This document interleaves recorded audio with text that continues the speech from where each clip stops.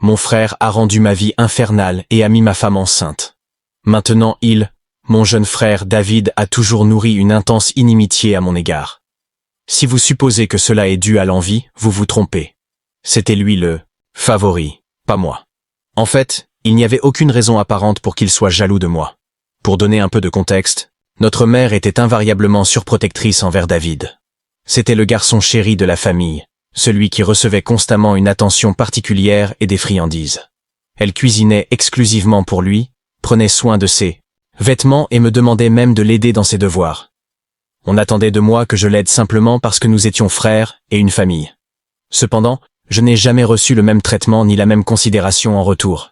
J'ai accepté cette dynamique en grande partie parce que je suis, par nature, très autonome. Peut-être que c'était en partie ma faute, car j'ai toujours répondu à ses besoins sans rien attendre en retour. Il ne m'a jamais tendu la main quand j'en avais besoin. Au contraire, il ne s'adressait à moi que lorsqu'il avait besoin de quelque chose de moi. Alors que j'étais un enfant qui aimait être réservé et introspectif, content d'être seul et d'étudier, il était bruyant et impoli, reflétant notre père.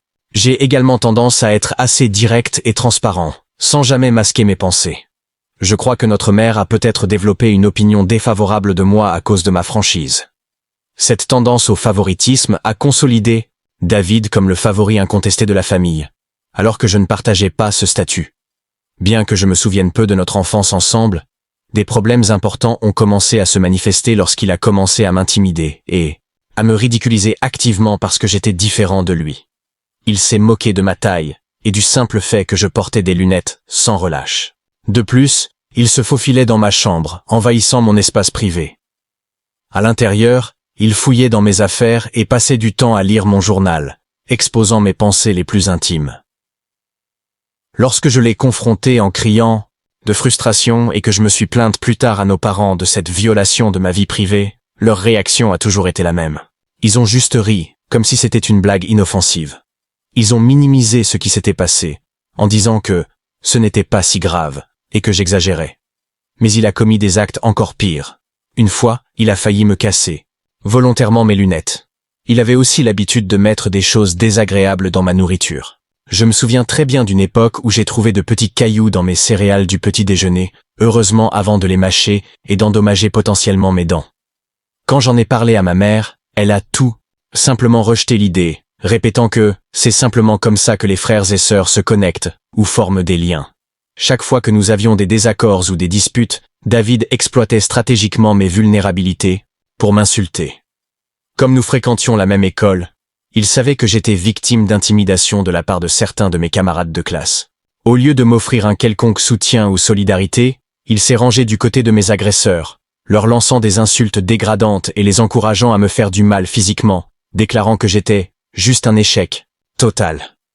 Dans un autre incident, au cours d'une dispute à propos de quelque chose de si insignifiant que je ne m'en souviens même pas, il m'a dit de me suicider. Même si j'ai pu ignorer la plupart des insultes, cette phrase m'a touché, d'autant plus qu'à l'époque, je m'occupais discrètement de problèmes de santé mentale. C'était dévastateur d'entendre mon propre frère souhaiter ma mort. Pour couronner le tout, maman m'a même grondé en disant que c'était ma responsabilité de l'avoir provoqué. Cette hostilité s'est progressivement détériorée tout au long du lycée. Il y a eu un épisode particulièrement troublant qui ressort. David a essayé, de manière incroyable, de mettre le feu à mes cheveux pendant une de nos disputes. C'est incroyable. Mais notre mère a immédiatement pris sa défense, insistant sur le fait qu'il plaisantait et que j'étais dramatique. Heureusement, cette fois, mon père a finalement pris mon parti. Il est intervenu avec fermeté et détermination, soulignant la gravité de ce que David avait fait et le danger réel que ces actes impliquaient. Il a même menacé d'appeler la police contre David. Ce moment particulier a été un véritable tournant pour mon frère. N'ayant jamais été confronté à des représailles ou à de réelles conséquences pour ses actes auparavant, il semblait véritablement abasourdi. Notre père a clairement fait comprendre que l'ère de l'impunité était révolue, et qu'il était temps pour David de commencer à respecter son frère aîné. Plus tard dans la soirée, mon père est venu dans ma chambre pour discuter. Je ne m'attendais pas à son soutien, car il commentait toujours à quel point lui et David étaient similaires, ce qui était vrai. Il a cependant reconnu qu'il avait passé des années à attendre que David mûrisse, mais qu'il se rendait peu à peu compte que mon frère était en train de devenir un véritable tyran. Entendre cela de sa part était extrêmement réconfortant, et j'étais au bord des larmes. Je lui ai parlé de tout ce que David m'avait fait au fil des années, et j'ai même mentionné l'intimidation que j'avais subie à l'école. Mon père était choqué de voir à quel point j'avais enduré tout cela seul. Le lendemain, il a parlé au directeur de l'école pour s'assurer que les intimidateurs étaient formellement avertis des graves répercussions qui pourraient survenir s'ils continuaient leurs actes d'intimidation.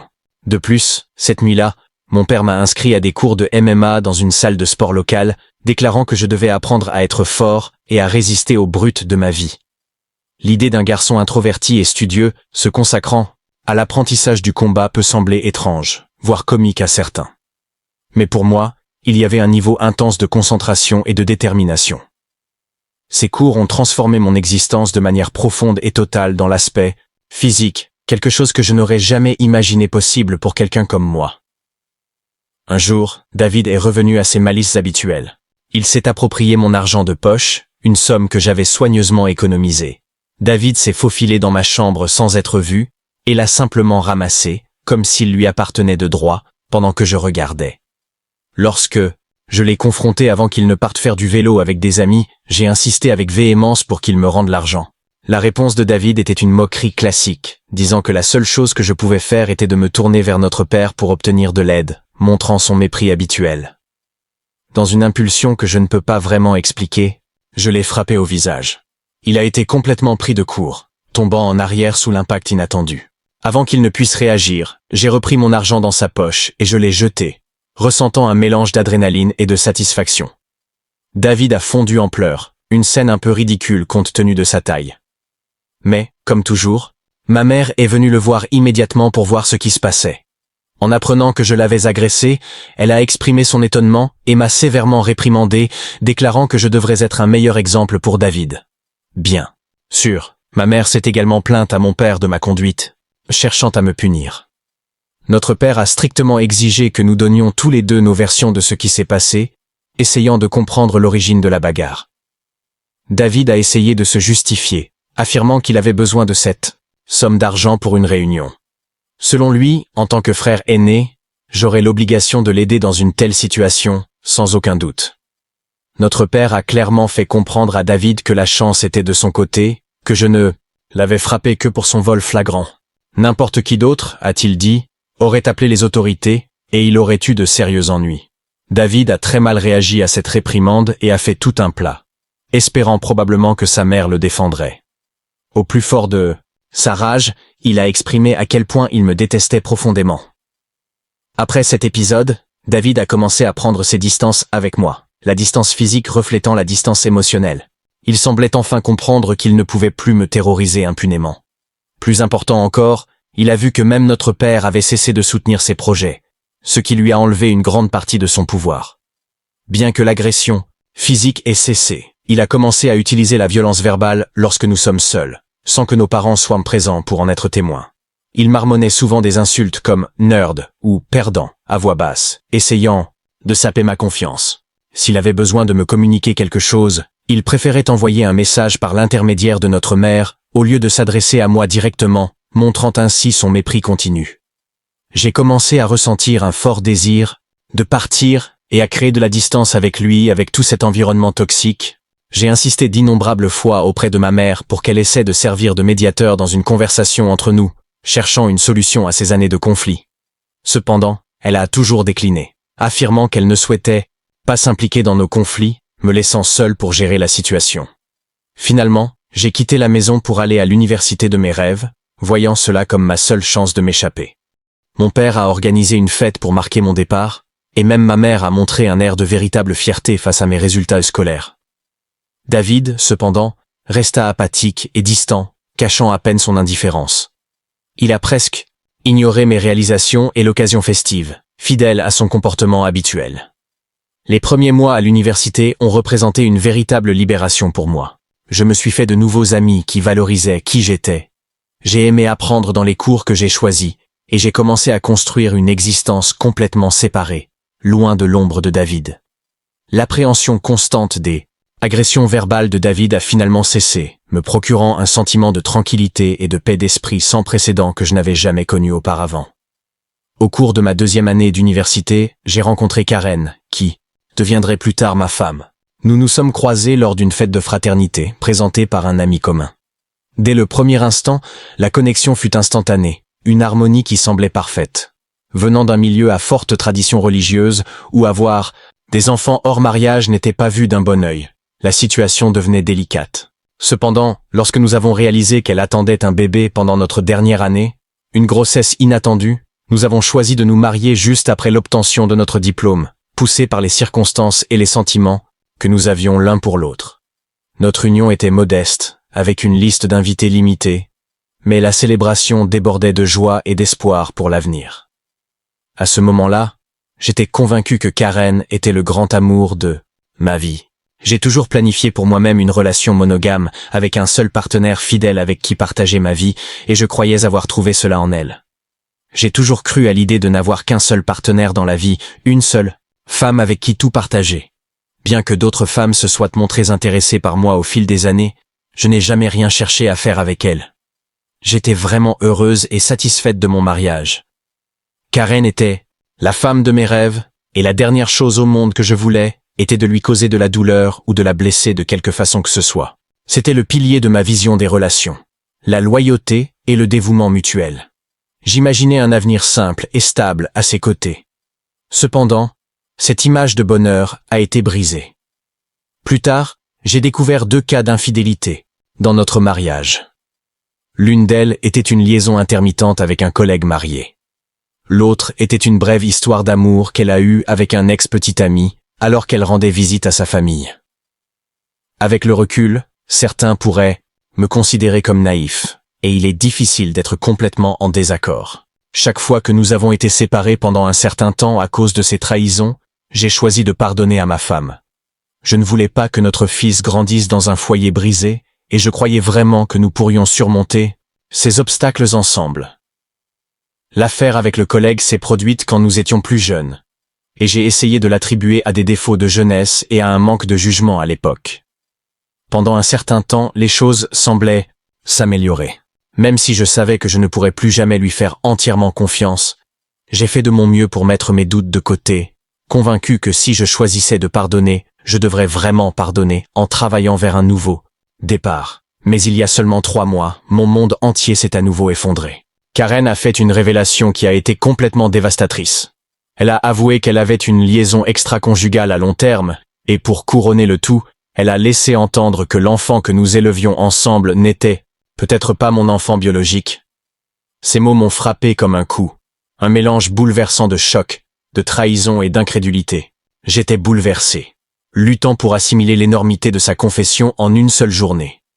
Il était difficile de formuler des pensées claires face à tant d'informations. J'ai alors pu lui demander pourquoi elle gardait un secret aussi crucial et comment elle pouvait faire quelque chose d'aussi destructeur. Sa réaction était étonnamment distante, presque froide et indifférente, comme si elle était complètement déconnectée de la douleur qu'elle causait. Vos réponses évasives m'ont laissé avec plus de questions que de réponses claires. C'était un moment étrange, presque irréel et intensément douloureux. J'étais là, confronté à une confiance brisée et à une profonde incertitude à propos de ma propre famille. Les fondations que je pensais avoir construites semblaient s'effondrer sous mes pieds. Malgré la confusion et la douleur, j'ai continué à insister auprès de Karen, insistant pour connaître toute la vérité.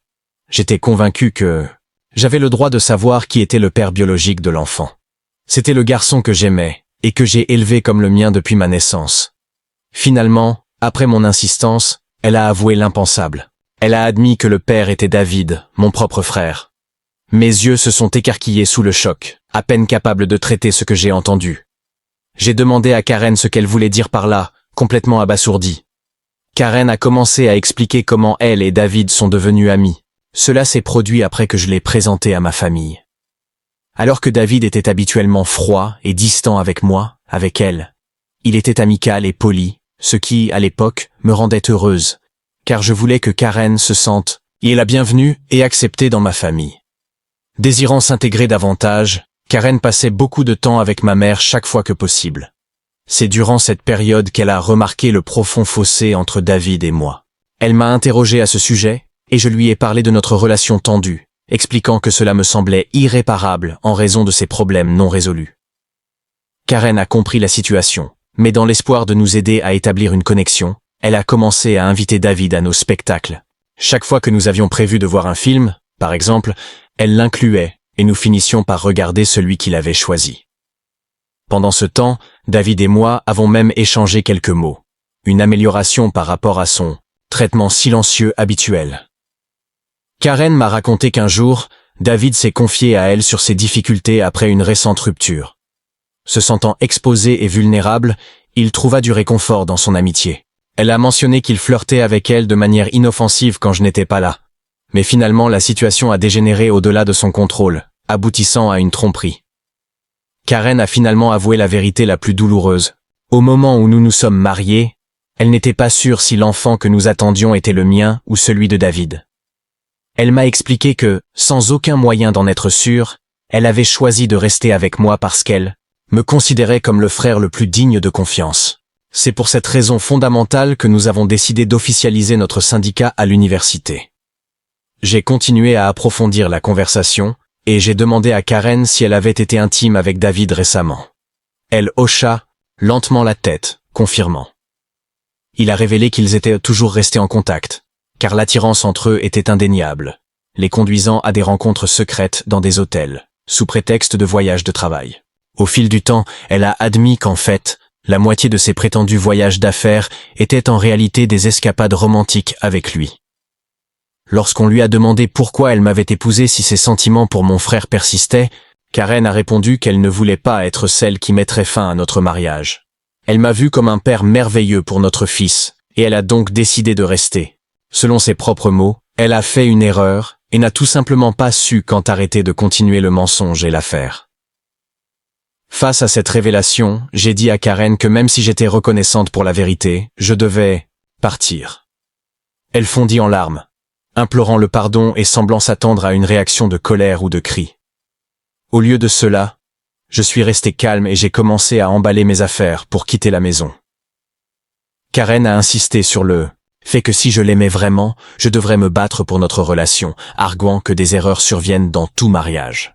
Lorsqu'elle a réalisé que je ne bougerais pas, elle a changé de tactique, invoquant le bien-être de notre fils, affirmant qu'il serait affecté par un divorce et que les enfants ne devraient pas grandir dans des foyers séparés. Je lui ai calmement rappelé que je n'étais peut-être même pas le père biologique, ce qui l'a fait pleurer encore plus, m'accusant d'être cruel. Il semblait qu'elle croyait sincèrement que rien ne me donnerait envie de quitter le mariage à ce moment-là. Le lendemain de la confession de Karen, j'ai quitté la maison et je suis allé directement chez mes parents pour partager la vérité. Dévastatrice sur sa liaison avec David, expliquant qu'ils entretenaient une relation secrète depuis des années. Le choc évident sur leur visage ne pouvait être dissimulé, reflétant leur véritable surprise. Ma mère a d'abord essayé de défendre David, insistant sur le fait que son fils ne serait jamais capable de faire une chose pareille à son propre frère. Déterminé à faire éclater la vérité, j'ai demandé à mes parents de garder le silence et de me permettre d'appeler David pendant qu'ils étaient là présents. Je leur ai demandé de se taire pour pouvoir surprendre David, lui faisant croire qu'il s'agissait d'une conversation entre nous deux seulement. Dès que David a répondu au téléphone, je l'ai confronté directement à propos de l'affaire. Au début, il a nié avec véhémence, refusant d'assumer la moindre responsabilité.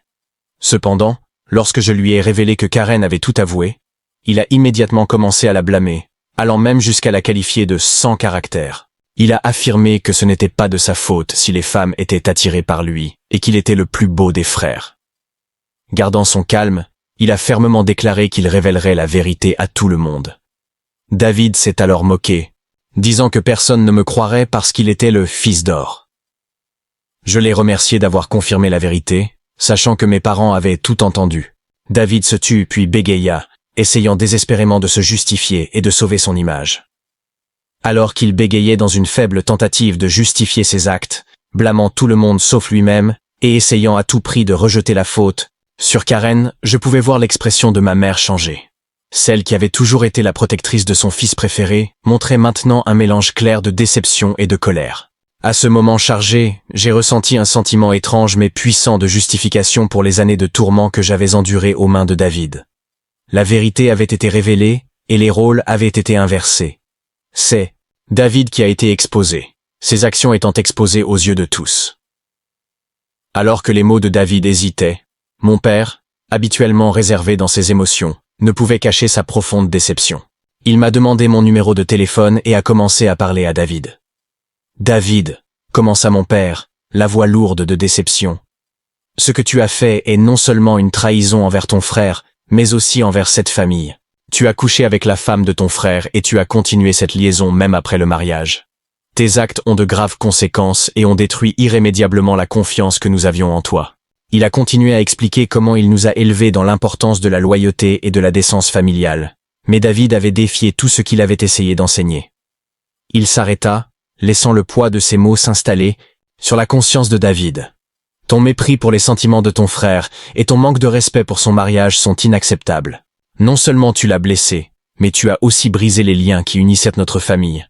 Ta mère et moi sommes en partie responsables de ce que tu es devenu, mais nous ne tolérerons plus un tel comportement. La punition était immédiate et financière. David serait privé des fonds que son père avait mis à sa disposition pour financer ses études, et il cesserait de financer son style de vie. Mon père a mis fin à la connexion brusquement, ignorant les protestations de David, et ses tentatives persistantes de se justifier. Voir mon père le punir ainsi était la dernière justification dont j'avais besoin. J'ai exposé sa vraie nature, et il a clairement sous-estimé les conséquences. Malgré la fermeté de mon père, ma mère, même sous le choc, a continué à justifier David, mais mon père n'a pas cédé. Une fois l'appel terminé, ma mère est venue me serrer dans ses bras. Cela faisait longtemps que nous n'avions pas partagé un moment comme celui-ci, et dans cette étreinte, il y avait une compréhension et un soutien silencieux au milieu des troubles familiaux. Elle s'est excusée de ne pas avoir cru en moi au fil des années. À 14 ans, je n'aurais jamais imaginé ce moment où j'ai été justifié et accueilli par ma mère. Après cela, mon père m'a aidé à trouver un bon avocat pour le divorce avec Karen. Elle et son avocat ont essayé de faire les malhonnêtes en demandant une pension alimentaire puisque je gagnais plus qu'elle, mais l'affaire a joué en ma faveur. Nous avons également effectué un test de paternité qui a confirmé que David était bien le père biologique de l'enfant. La nouvelle était incroyablement douloureuse, pire encore que la découverte des infidélités de Karen. J'étais furieuse que le fils que j'aimais et que j'ai élevé ne soit pas le mien. Cependant, j'ai décidé de garder mon calme. Karen m'a supplié de continuer à rendre visite à mon fils, arguant qu'il ne devait pas être puni pour cette situation, mais je ne pouvais tout simplement pas supporter de le voir. Il me rappelait trop David, et j'ai commencé à le détester. Après le divorce, un sentiment de liberté m'a envahi lorsque j'ai emménagé dans mon propre appartement. C'était surréaliste de vivre seul, car je me suis marié très jeune, et je n'ai jamais eu la chance de connaître cette indépendance. Ma nature autonome m'a permis de m'adapter rapidement au nouveau style de vie, et j'en suis venu à l'apprécier énormément. Il y a 2 semaines, mon père m'a appelé pour me dire qu'il modifiait son testament pour ne rien laisser à David. Mon père est têtu, et une fois qu'il a décidé de retirer David de sa vie, il a tenu bon. David a essayé de contacter nos parents, se présentant à leur porte pour implorer leur pardon, mais ils ont refusé de le laisser entrer. Même ma mère, qui cédait habituellement aux crises de colère de David, semblait l'avoir abandonné, même si cela a dû être la chose la plus difficile pour elle. David ne m'a jamais envoyé de message pour s'excuser de ses actes, montrant qu'il n'y avait aucun remords sincère, juste de la frustration d'être séparé de nos parents. Papa m'a dit qu'il avait l'intention de me laisser tout, en s'assurant que David ne puisse pas contester. Il laisserait juste $1 à David. Mes yeux se sont écarquillés sous le choc. Mon père a travaillé dur toute sa vie et, entre ses biens, son fonds de retraite et son assurance vie, le total s'élevait à près de $2 millions. La seule condition du testament était que s'il mourait avant ma mère, elle continuerait à vivre dans la maison, même si la propriété me reviendrait. Ce qui ne me dérangeait pas car je voulais prendre soin d'elle dans ces derniers jours. D'une manière ou d'une autre, David a découvert cela, et, incapable de contacter nos parents, il m'a appelé hier, essayant de arranger les choses. Il a expliqué qu'il avait des difficultés avec ses études, et qu'après que Karen ait découvert la paternité de l'enfant, elle l'a harcelé pour obtenir une pension alimentaire. Il a dit qu'il n'avait pas d'argent, qu'il cherchait des emplois à temps partiel, mais qu'il ne trouvait rien. Il m'a supplié de parler à notre famille et de tout recommencer parce qu'il avait vraiment besoin de mon aide. Je lui ai ri au nez et je lui ai dit que c'était fini entre nous. Je lui ai rappelé qu'il aurait dû réfléchir aux conséquences avant de coucher avec ma femme et de la mettre enceinte. David a soutenu que j'étais injuste et que Karen était également à blâmer, ce avec quoi j'étais d'accord. Mais je lui ai rappelé que j'avais divorcé d'elle, la rendant désormais sous sa responsabilité. Il ne devrait pas m'appeler pour se plaindre d'elle ou de l'enfant, car c'était les conséquences de ses propres actes. La voix de David commença à monter, mais je l'arrêtai, lui rappelant qu'il n'était plus le fils préféré de la famille, mais plutôt le mouton noir qui couchait avec la femme de son propre frère. À ce moment-là, David s'est mis à pleurer, racontant comment tout le monde, y compris ses grands-parents et d'autres membres de sa famille, s'étaient retournés contre lui. Même si c'était vrai, ce n'était plus mon problème. Je lui ai dit que c'était fini pour nous, et qu'il ne devrait plus jamais m'appeler, car je ne le considérais plus comme mon frère. Depuis, j'ai rejoué la conversation dans ma tête.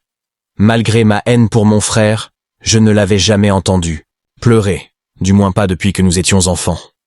Je ne vais pas mentir, ça m'a fait un peu mal de le voir si impuissant.